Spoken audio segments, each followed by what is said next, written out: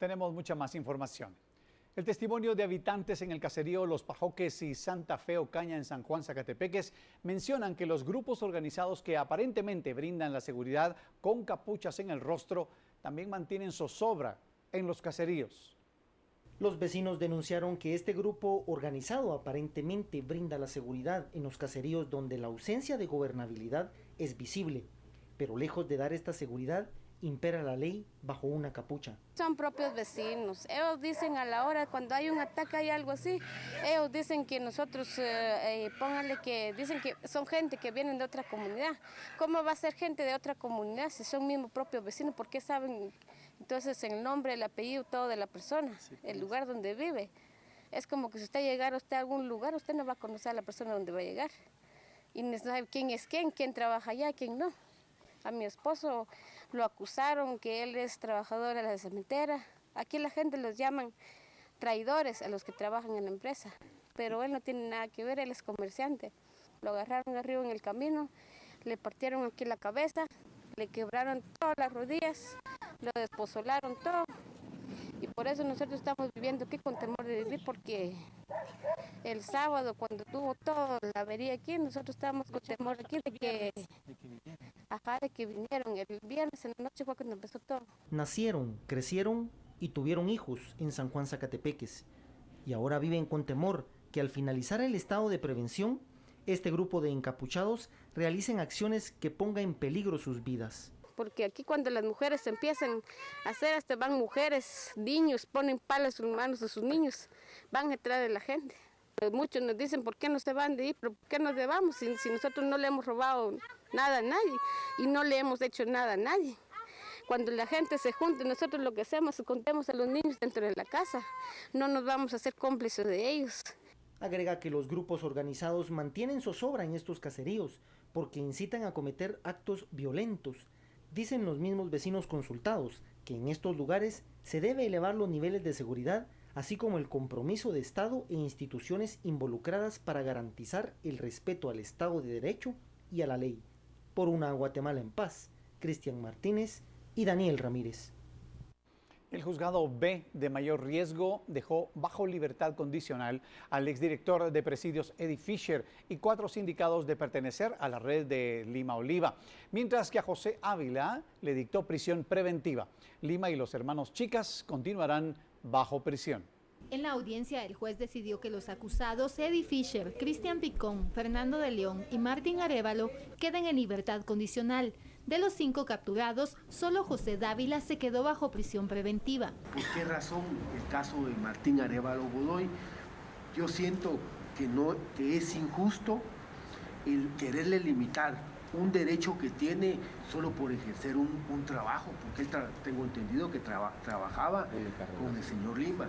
Los demás están obligados a firmar el libro, no pueden abandonar el país y le recomendó no acercarse a cualquier sede del Ministerio de Gobernación y del sistema penitenciario, evitar hablar del proceso para que no se le retire la medida. Mientras tanto, la situación de Lima Oliva, los hermanos Chicas y Andy Urbizu no cambió.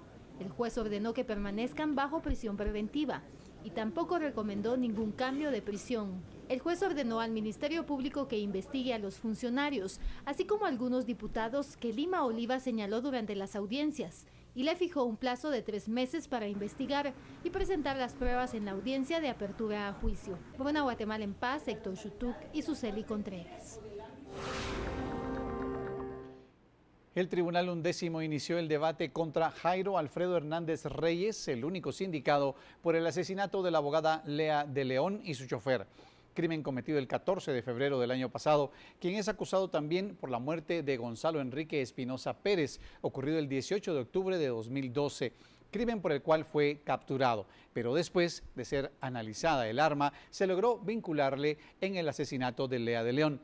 Durante la audiencia se presentó el análisis de 14 casquillos localizados en la escena del crimen de la abogada. La audiencia se suspendió por 1 hora mientras la familia de la abogada asistió a un homenaje en su memoria realizado por el Colegio de Abogados para resaltar su labor profesional en casos de alto impacto en nuestro país. Pasamos ahora al ámbito internacional, donde miembros del Consejo de Seguridad de la ONU aprobaron por unanimidad un proyecto de resolución contra el terrorismo para hacer frente a la amenaza creciente de los combatientes terroristas extranjeros. En la resolución se exige a los países de todo el mundo que adapten sus legislaciones para perseguir y procesar a toda persona que trate de viajar al extranjero para unirse a grupos terroristas. El presidente de Estados Unidos, Barack Obama, calificó de histórica la resolución porque establece nuevas obligaciones que los países deben cumplir, entre ellas asegurar que sus leyes nacionales permitan procesar a aquellos que intentan viajar a otros países para implicarse en actos terroristas. La resolución, con el número 2178, busca reforzar la lucha contra los llamados combatientes extranjeros en respuesta a los miles de ciudadanos de distintos países que han viajado a Irak y Siria para unirse a grupos como el Estado Islámico. Con ese fin, el Consejo de Seguridad decidió que todos los países deben asegurar que sus leyes criminalicen y castiguen con seriedad a todos sus ciudadanos que viajen o traten de viajar a un estado con el objetivo de perpetrar, planear, preparar o participar en actos terroristas para proveer o recibir mantenimiento terrorista. Según Estados Unidos, más de 15.000 ciudadanos de más de 80 países han viajado en los últimos años a Siria. La Casa Blanca cree que algunos de esos 100 combatientes de su país han regresado ya a Estados Unidos, algo que tiene en vilo a la inteligencia estadounidense porque el Estado Islámico ha instado a matar a los ciudadanos de los países que se han sumado a la alianza en su contra. La resolución del Consejo de Seguridad impone a todos los estados nuevas obligaciones a la hora de impedir el movimiento terrorista y potencial terrorista para perseguir y castigar a quienes faciliten financiación de los programas de reclutamiento de esas organizaciones.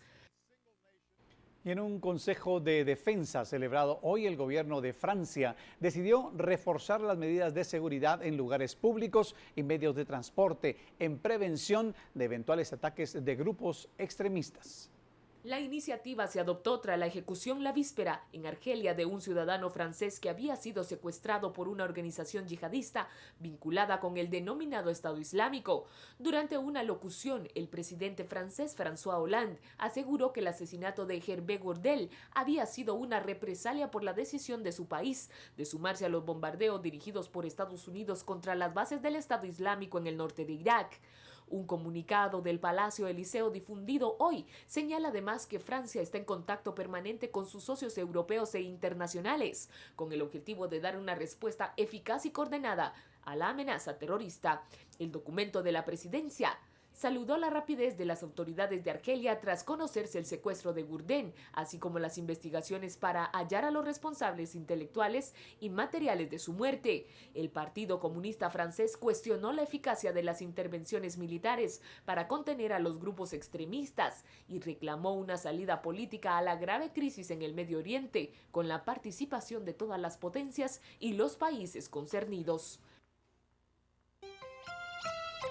Y en Nigeria, oficiales militares afirman que más de 260 integrantes del grupo islamista Boko Haram se rindieron en el noreste del país. Dicen que están interrogando a la mitad de los militantes después de que se entregaran en dos áreas diferentes. Un portavoz señaló que el ejército también mató a un hombre que aparecía en los videos de propaganda de Boko Haram, simulando ser el difunto cabecilla del grupo Abubakar Shekau. Un corresponsal de la BBC de Londres en Nigeria informa que es imposible verificar esas aseveraciones, pero de ser ciertas representarían un importante punto de inflexión para la campaña del ejército contra los yihadistas que han emprendido una brutal campaña de terror contra soldados y civiles en el noreste del país.